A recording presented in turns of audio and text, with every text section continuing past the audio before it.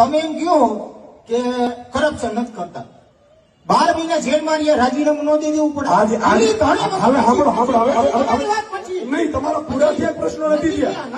ધણી વગરનું કામ રાખ્યું તમે. દિલ્હી આપણું રાજધાની, એને ધણી વગરનું કરી નાખ્યું તમે. બોલો એ હવે તમારું નામ ખાલી બોલી દો.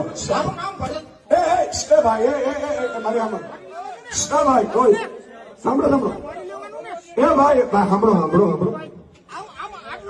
પણ મારી વાત સાંભળો, તમને 3 જવાબ આપી દઉં છું.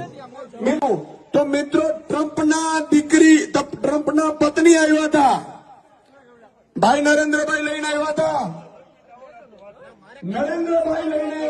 ટ્રમ્પના પત્ની આવ્યા હતા અને દિલ્હીમાં સ્કૂલ જોઈને તો ટ્રમ્પના પત્નીએ દિલ્હીની સ્કૂલ જોઈ હતી.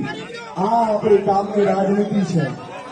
અને એટલું નહીં, એ કહેતા હતા કે 100 કરોડની દારૂની આ હેરાફેરી કરી.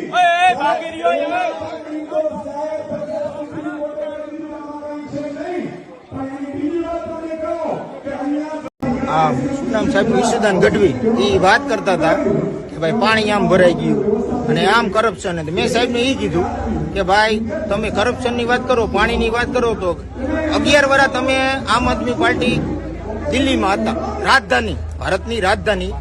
યમુના નદીનું પાણી આખું દિલ્હીમાં ગરી જતું, ત્યાં તમે ક્યાં હતા? બરોબર. હવે એ રામ મંદિર એમ કે રામ આમ હતા ને રાવણ આમ હતા ને ફલાણું. તમે રામ મંદિર બન્યું એનો વિરોધ કરો. ત્યાં અરવિંદ કેજરીવાલ એમ કહેતા હતા કે રામ મંદિર અહીંયા ન બનાવે, અહીંયા અસ્પતાલ બનાવાય, કોલેજ બનાવાય, યુનિવર્સિટી બનાવો. તો તમે રામનું નામ હુકમ લ્યો? ત્રીજી વાત એમ કે કરપ્શન. હું કોઈ નેતા નથી, હું કોઈનો માણા નથી. બેટર વસ્તુ એમ કે ભાજપ પર તમે શીશ મહેલ કર્યો, તમારા 4 નેતા 5 નેતા જેલમાં હે, જમાનત ઉપર હે. અત્યારે 35 કરોડનો તમે મહેલ બનાવો, તમારો મુખ્યમંત્રીનો 35 કરોડનો મહેલ, અત્યારે 35 કરોડ એમને ફળે હજી. બરોબર. એમ મેં એને કીધું, મને એને સાઈડમાં લઈ આવ્યો. એનો ભાઈ હતો, થોડી દાઢી અને 35 ભાઈને હું ઓળખી જાઉં, એને મને ફડાકો માર્યો.